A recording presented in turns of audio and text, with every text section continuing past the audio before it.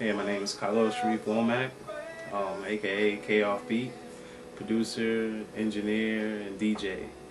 Yeah, it pretty much came from a mixture. Like I wanted whatever he had that I remembered, but I didn't like find in his stash that he left behind. I went on a hunt for him, and that's where I definitely found use of like the record stores here in Rochester, New York, because they have, wow, like a very deep and extensive collection. But yeah, it's like 50-50, because he had his taste in music and I had mine. And I remember, as a kid, like when I was a lot younger, he would be playing music and I would be like, I'm not really feeling it. And then I'm playing my rap music and he's like, okay, get this out of here, man. They stealing from these guys or borrowing or whatever. So once I got old enough to appreciate the music and to have a more broad and better ear, then that's when I really appreciated what he did and understood what he did, because the artists that he played, without those artists, you would not have these young artists nowadays. Man, Bob Shop, Record Archive, those are my two in Rochester. I mean, everywhere else is cool, but those are my two favorites. My favorites, I gotta go there. It's just all the information that they have. They're real knowledgeable. It's like you don't want to go to an auto shop and you're asking for something and they don't know. It's like, they can't guide you to what you want. And so for those missing pieces in the puzzle, in my puzzle of music between me and my father, I walk up there and I could describe a song and not know the artist. Like, oh man, there's a song and it has this bass line and it's like, I mean, oh, Jill Scott, Winter in America. What? Yeah. And then they'll give me their story and I'll give them my story. And when I was 10 and I heard it, Dad would get on my nerves, be jumping around the house, and I'd be like, I want to hear it. But now I want to hear it. So it's just so comfortable, and I mean it's a small but large store, and it has a lot of history. And every time I go there, it's just like just being home and digging through music. Like once you've got that collection of music, it's just when you hunt for music, you want to be comfortable. And I just come in, I'm like, hey, how you doing? What's up? And they'll direct me into what's new or what's old that they got in, and this is a very comfortable setting at the Bob Shop. And then I'll pull up something, I have a certain look, and Tom will be looking at me like, did you find something? I'll show him the record, he'll be like,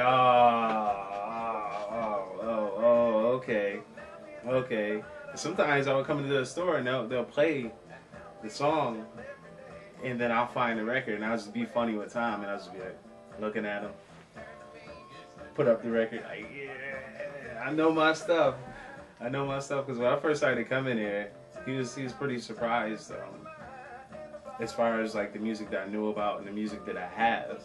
And sometimes I would have to like show him a picture on my phone, like, this is my hand, this is me with the album. I told you I had this album. He's like, what? That's a rare album. I was like, yeah. And I could name the songs, in and out. But he always had more information than me, of course. More information, more wisdom. And I always appreciated that.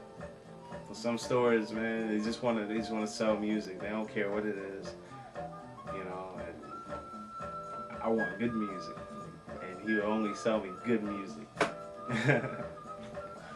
Oh, Adult Swim. That's funny because it was like a year before Grunge Cake, and it got to a point where I was like, I want to do something more, and just do like local shows here and there, and then every now and then maybe like Buffalo, maybe Syracuse. I was like, man, maybe I should try and submit something, like try and submit a demo. I never did that. So I just whipped up this beat mix of like, I think anywhere from like, I think it was 27 to 28 produced tracks, and it was a mixture of sampled and originals, and I just like shifted around to like some of my favorite places, BBE Records, Fat Beats, Stone's Throw, Adult Swim, and it was pretty easy to get the information. Cause I was like, man, like, where do I send this stuff? Like, it's not like that moment, like, hold on, man, where am I gonna send this? So you go online and it's like, oh, they have the address of where you could submit and send demos. It's just, I never looked into it. So I went ahead and eventually I got an email back, and I wasn't quite sure if it was real. Like, I've had other cases where I link up with semi or major artists, and then like I think it's the major artist responding back, and come to find out it's somebody else on their page responding back. But got the email. It was like, hey, you know, it's like, we need confirmation that this is so and so, and we're inquiring about the music that was sent, and we want to know, like, what do you expect, you know, from us? Like, what are you interested in? I got the email back, and I was like, and I wish there was somebody else like in the room or where I was to be like, hey, look at this. Is this real? What should I say? Because I didn't know what to say. It took me hours to respond back.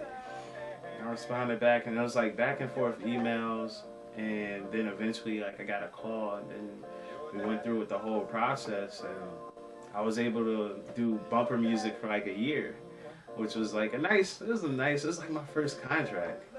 You know, I wasn't contracted as like an artist for them, like with the label, but it was like my first, you know, little deal. But he was like, ship it around. It's like, ship what around?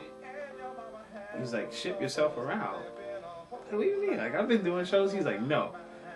Instead of just doing shows, get articles. Ship yourself around to like reporters, newspapers, whatever papers you got. And I was like, oh, I never did that. I was featured in one, like as a snapshot. So that's why I hit up Insider, City Paper, all those guys, and then like back to back, articles after articles, little blurbs. I met some very cool reporters. They gave me some good hints, and man, it was just, the ball was rolling like right then and there. And then I learned more about business, like as a DJ, set a rate, do this, do that. I mean, there were a lot of people who were very helpful along my journey. As far as those who love music, like nothing in the world is greater than music, and you can't have it all. You can't have it all, but if you really love music, like spread love. Because there's some people who are like holding on to music and they don't share with nobody. Like when people come over, I'm always playing music. I'm always, you know, that's one thing I'm always doing. Friends come over, playing music. What is this? Oh man, this is something you need to know about. Oh, like music is just so powerful, and like if you have, you know, music, share it. If you're an artist, don't be afraid to express yourself. Like whatever you do, always express yourself. Just don't be afraid, but at the same time, make sure that you're doing it for the right reasons. Because if you're doing it for the wrong reasons, I mean, you can only get so far doing that. That's pretty much it. And also, thank you to all the record stores who hold their ground. Digital is cool, but I'm sorry, man, I gotta have my records. No matter what new equipment I get, I have like new and old equipment, gotta have my records. Got to. It's just something about holding, like, being able to like hold this and look at the cover, look at the artist, and just that vinyl, man, that sound is just, I don't care if they come out with a 3D sound where you don't need headphones, You don't need, all you need is your iPhone or the data, and it just pops up and you can hear it in and out. You can see a video without no screen. I don't care, man. I'd rather just be home playing records. Call me old school, whatever. Thank you to all the record stores who refuse to have a bunch of digital data cards and keep CDs and records, man. I really appreciate that, and I love that. And be on the lookout, because if you got some good records, I will be there to take them.